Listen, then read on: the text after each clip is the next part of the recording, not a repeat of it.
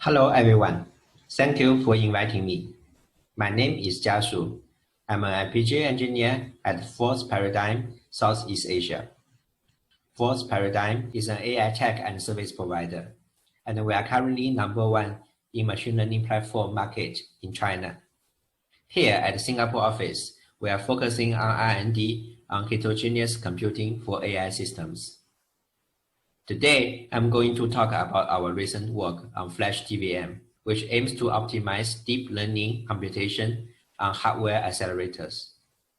Besides me, we have Dr. Zhang Hao, Ms. Xiang Tingting, and Dr. Lu Mian, also from Force Paradigm Singapore, working on this project. As the name suggests, our project is based on TVM. Many of you may already know TVM is a very popular open-source deep learning compiler stack for different hardware backends, including CPUs, GPUs, and other accelerators. TVM has the ability of compile different deep learning models coming from different front ends, like PyTorch, TensorFlow, and etc. It has the infrastructure to automatically generate and optimize tensor operations on different backends with optimized performance. There is also an acceleration stack inside TVM called VTA. The VTA defines a set of tensor instructions so that we are able to run TVM models on the FPGA devices. One anchor feature of TVM is Autotune. Autotune is a process of determining schedules in terms split, tail, fuse, reorder, and extra. It has the ability to search for the best available schedules for different operations. The searching algorithms, including random search, grid search, and even XGBoost, which is based on decision tree. How does this tuning process work? First, it will try to retrieve specific workload according to network structures. For example, the convolution 2D, which is very common in many deep learning networks, including ResNets. After that, it will try to perform some trial runs on the actual hardware. After getting back the timing and the performing information, the TVM framework will be able to determine the best schedule available for this operation. This is the overall architecture of our FlashTVM. As you can see, we have many AI applications from the customer, which comes in different models and in different framework. At compiler stack, we're using TVM to compile deep learning models. And we have come up with this heterogeneous co-processing framework, which help us to distribute work between the host CPUs and hardware accelerators. At hardware abstraction level, because the original VTA only work on edge FPGA devices, so we have extended the VTA to support PCIe-based accelerators.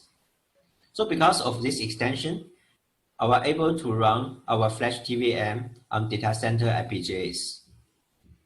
The current VTA code only work on the Edge SoC FPGA devices. So what's the biggest problem? The biggest problem is that actually the current VTA structure is based on the shared memory model. That means the processor, the CPU, and the FPGA actually they are sharing the same DDR memory via internal bus. However, this will not work for cloud FPGAs because most of the data center FPGA accelerator cards are actually PCIe cards. So in that setup, we don't have a direct access from FPGA to the host memory and vice versa. So all the communication is go through the PCIe link. It has a high communication cost, it has delay, and it has a throughput limitation. To facilitate the data exchange between the host processor and the hardware acceleration card, we designed and implemented the heterogeneous co-processing framework. If we look at the diagram on the right side, so we have some operations running on the CPU and we have some of operations running on the FPGA. So when the framework detects if there's a switch between devices, so it will automatically add in a device copy. then we can, so it can facilitate the co-processing between the CPU and FPGA. For the VTA part, the original design is written in the Xilinx Edge So, and it will only work on the Edge FPGA devices. So as a first step of supporting cloud FPGAs, we refactored the code to conform to an OpenCL standard. Why do we choose the OpenCL? Actually, if you are familiar with the TVM-VTA community, you will know there's also a backend written in TreeCell, which is the HDL, Hardware Description Language. There are three main reasons for us to choose the OpenCL. The first one is actually nowadays both Xilinx and Intel, they're actually favoring the OpenCL as their preferred HLS approach. So we all know that previously both Xilinx and Altera, they have their own HLS system and their syntax is quite different. But in recent years, I think both of them are trying to conform to the OpenCL standard. And although they gave different naming to it, like Xilinx, they call it SDXL, and Intel has the Intel OpenCL for FPGA, but actually they are quite similar. The second reason of choosing OpenCL is its proven portability and scalability. Previously, for FPGA projects, it's mainly using HDLs like VHDL or Verilog to develop. But in recent years, actually, we see more and more OpenCL projects coming up on the internet. Also, in today's talk, we see wonderful OpenCL projects. And also inside our company, the Force Paradigm, we also have several projects using OpenCL. And we are running it on different boards, both official and custom boards. And we found that it has a great portability. For some time, we don't need to change any code, so we can move from one board to another board. The third, and I think very important reason of choosing OpenCL is there are many vendor-specific optimizations which are built inside their official SDK. Why do I emphasize on this official toolchain support? The reason I think is because FPGA devices are actually not blank canvases. So it has a lot of predefined logic cells, memories, DSP slices, extra.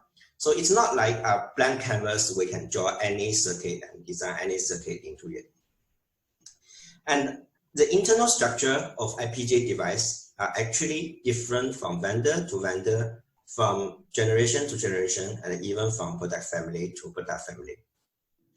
So if you are just building a normal FPGA application, most of the time it's fine because the tool will be able to map your design onto the underlying structure and your result will be correct. However, if you are trying to build an FPGA application of high performance, you need to design. So then you need to design and optimize your circuit based on the underlying elements. Actually, I'm an FPGA engineer, so previously all my projects are done in my VHDL and Verilog. So when I start using OpenCL, I'm also curious like what kind of RTL design it will generate. I look through the designs, I always can find some interesting designs. So I think one example here is the double pumping of block RAM. We all know that in FPGAs, the block RAMs usually have two ports. So it allows two users or two applications to access the block RAM at the same time. However, this two ports thing is quite a limiting factor. So sometimes we want more access to the same block RAM, but due to the limitation of the port, we cannot do it. So there's many ways of tackling this problem. One of them is you can just duplicate. If you only have like one writer and many readers, you can always duplicate your memory. So if you have 4 or 5 copies of memory, then you can 4 or 5 readers reading at the same time. That will be fine, but the drawback is like you need to put more memory resources. You're wasting your memory resource to do it.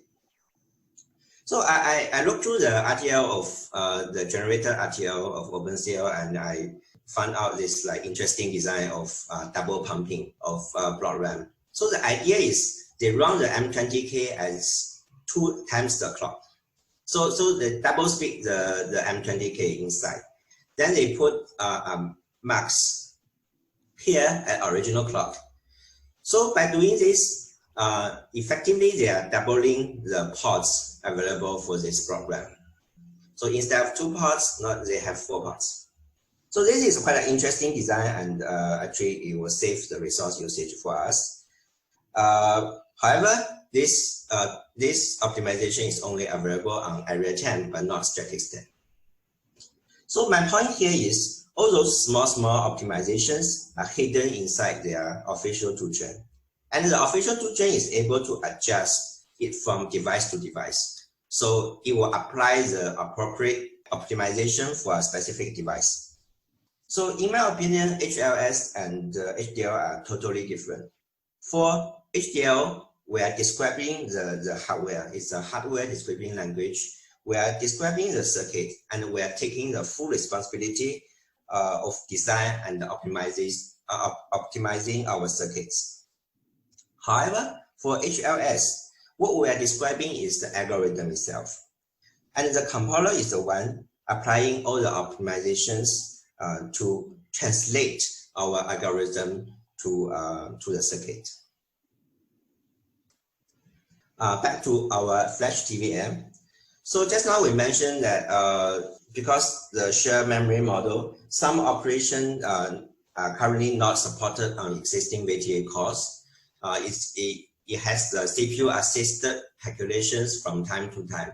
So one of our tasks is to get rid of all those CPU assisted calculations, and we need to implement additional instructions for continuous calculations on FPGA, so that we can actually run the whole entire network on the FPGA and minimize the data transfers between the CPU and the FPGA. And another point is that because we have more resources available on the data center FPGAs, it's much bigger than the edge FPGAs. One thing is like we can scale up the VTA core. Actually, the original HLS VTA core has the ability to scale up. So you just change some parameters. So then the core will actually scale up from 16 to 16 GMMV core to 62 to times 32 cores. However, we actually observe some performance degradations following this naive upsizing. So the end result is like even you use 4 times the multipliers than the original design, you only get very little improvement as a result. So next, I want to talk about some performance considerations in our design. So when we talking about the bottleneck of accelerators, there are mainly 2 aspects. The first, of course, is the processing capability of the accelerator itself. So something like how many data or how many data items could this accelerator process within a unit number of time. The second, I think, main aspect is the I/O bandwidth. So especially it's the external memory bandwidth. So of course, the external memory bandwidth are mainly decided by the hardware capability of your device. So that means the number of DDR channels, whether you have HBM or not. However, the memory bandwidth is also greatly affected by the memory access efficiency. This is especially true for our OpenCL design. So let's take an example. If we have a loop, so for each iteration, we are requesting 1 data from the bus. So as see here, so we are requesting R1, and we are getting the result D1 for 4 clock cycles later. And after that, we are entering the second iteration of the loop, and we are requesting 1 data again, and we are getting a response as usual. So we can see that the memory access efficiency here is not very good, because we are always waiting for the response before we put in the request for the next access. To solve this problem, we can always queue up requests for memory access. So in the second example, we can see we have R1, R2, R3, and R4 queued up. This request was put up before we getting the result from the first request. So the way to achieve that is do the pipelining of the loop. So if we do pipelining of the loop, we can have the request queuing up at the bus, and we can get the response from the memory much faster. So if we want to further optimize the memory access, we may consider burst modes. So we all know that for DDR memory, there's a difference between, in terms of performance, there's a difference between the random access and the sequential access. So how do we do sequential burst mode access? So instead of putting the address one by one, we can put address with AR length, which is the burst length. So then we can get back a block of data together. Also, we can apply the same optimizations we mentioned just now. We can put more requests queuing up. So then we can get a stream of data and almost continuously. So this will be a kind of a high efficiency access to the memory. But what if our access pattern is not predefined? So in the previous example, we're assuming that we know our data is actually in a burst, is a sequential access. How about if we don't know the access pattern? In Intel FPGAs, in OpenCL, there is a load store unit called burst collapsed load store unit. So the idea behind this load store unit is like when I receive a request of accessing the memory, I am not putting it onto the bus directly. Instead, I'm waiting for more requests to come. So let's say if I receive a request for R1, R2, R3, and R4. Oh, I know, now I have a burst request. So I can just, instead of putting 4 different requests to the bus, I can just put one burst request onto the bus. However, if I receive R1, after R1, I'm not receiving R2, I'm receiving R10. So now I know this is not a burst access. So now I can directly release this R1 to the bus. So I can start requesting the data for R1. So the good thing of this load store unit is definitely because we have burst access, so we have a high efficiency access to the memory. The drawback of this design is also quite obvious because we are waiting for the more requests to come instead of putting it onto a bus. There's a significant delay of using this load store unit. The second drawback is because we need to queue up and actually store all those requests and the data. So that means we need to use a lot of memory resources to implement this load store unit.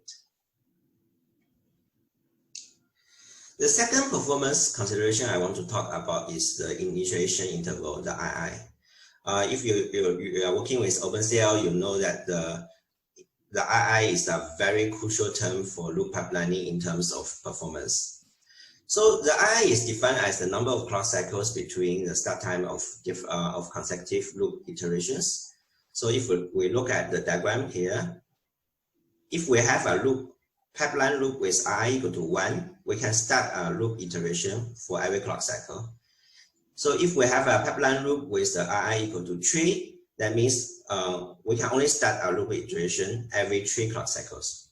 So if we have a lot of iterations in this loop, the performance difference between these two setups is a lot. For all the loops, actually, we are aiming to get II equal to 1 for optimal loop pipelining. However, sometimes we cannot get a nice loop performance. I think the most common reason here is loop carry dependencies. That means your loop iterations are actually not independent of each other. To solve this, one common way of doing that is we can try to arrange the data access from the higher level. So if we can arrange the data access so that we can guarantee like within like few clock cycles, few iterations, there won't be any loop carrier dependencies. We can set a pragma to tell the system, oh, we don't have this. We can guarantee that there's no loop carrier dependencies within 4 iterations. We can tell the system, and the system will optimize for us. Another common reason we have undesired loop performance is the conflicted resource access. Like what I mentioned just now, so for example, if we are accessing some memory, we are limited by the number of ports available. So if we are accessing the same resource multiple times inside one iteration, after we do a pipelining, we will see that, oh, they have conflicted access. The problem, so there's of course 2 ways to solve this. One is you try to reduce the number, reduce combining, by in the end reduce the number of access to the resource. Otherwise, you can try to, like just now we mentioned, we can duplicate the memory to create more access ports for the system to access. The third common reason I see for this undesigned loop performance is the pipeline store. So the store will happen when the system is waiting for some data to read, or actually waiting for writing some data to a FIFO, but the FIFO is full. So because during the pipelining store, the whole pipeline will just stop and it will not process any data. So that will create a very big performance hit to the system. How about nested loops? So if I have 2 loops and we want to pipeline it, so if you think about it, it's not so straightforward, because if we only have 1 loop, we do a pipelining, it will do like 1 clock cycle by clock cycle. However, if we have a nested loop, the story is totally different.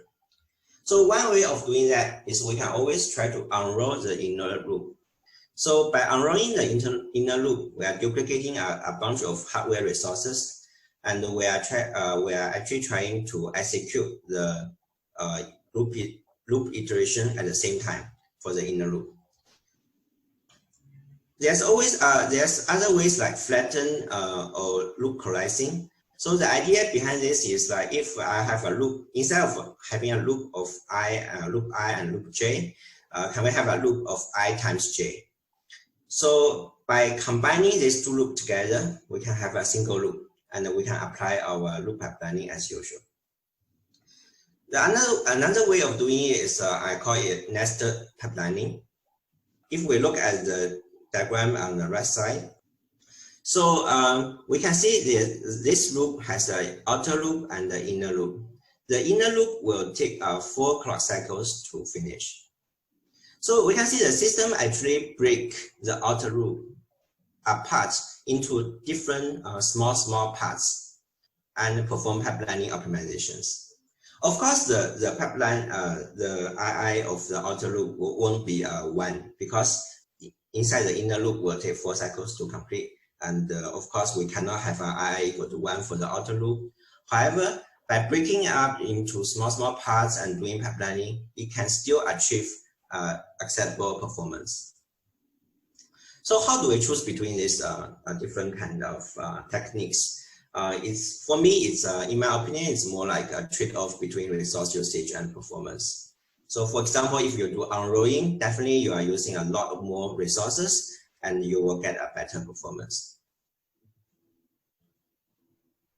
The last performance consideration I want to talk today is if you want more precise controls of your circuit, you can always try to embed RTL model into your system.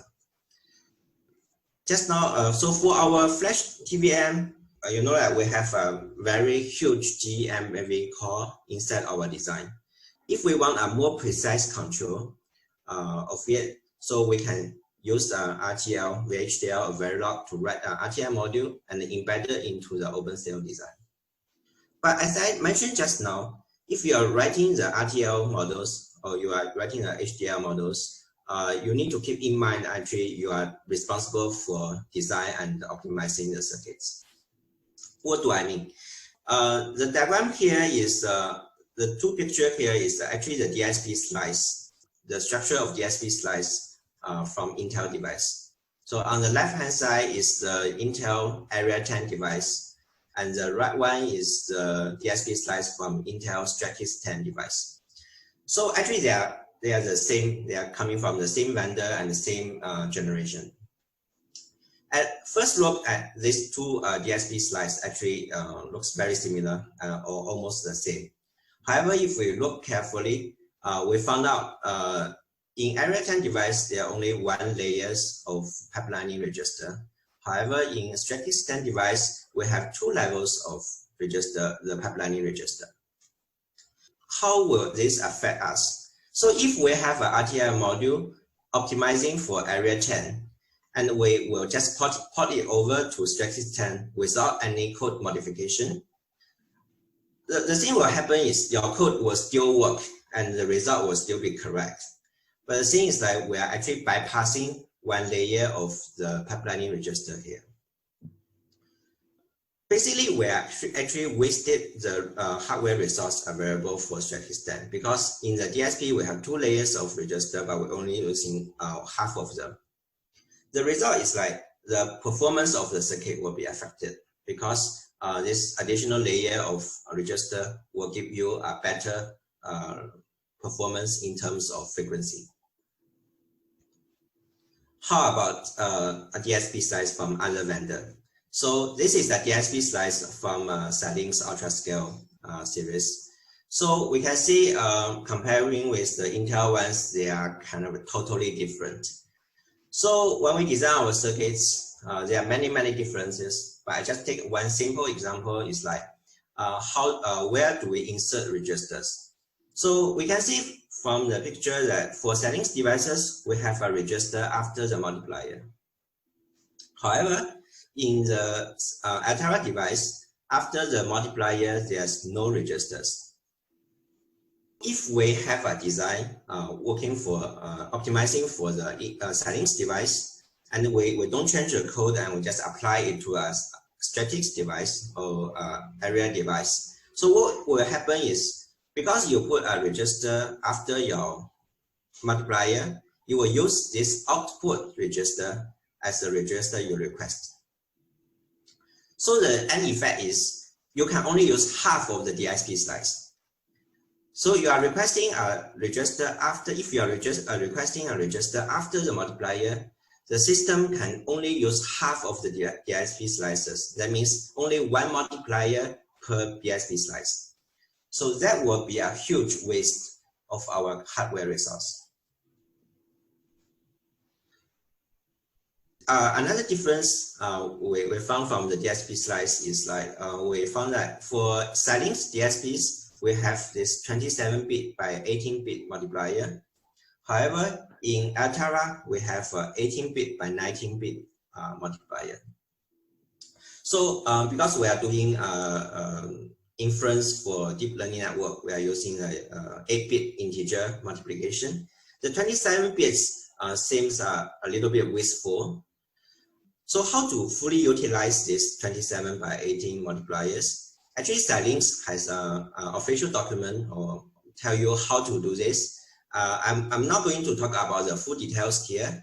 You can search it on the internet. But the idea is to break the 27 bits into two parts. So one coming from one input and another part coming from another input. So by doing that, according to Xilinx, that means you can pack 1.75 on average multipliers into one DSP slices. I'm going to talk about the future work of our FlashTVM. So the first thing is that we need to enable FlashTVM for more deep learning networks. We need to extend the instruction set to give it more support for more ops in the VTA. And we also need some new network framework features like dynamic shape to support more complicated models. We are also working on further enhance the performance of the system. So it can come from both the software and hardware. So in the software, we will do some schedule enhancements for a better graph computation.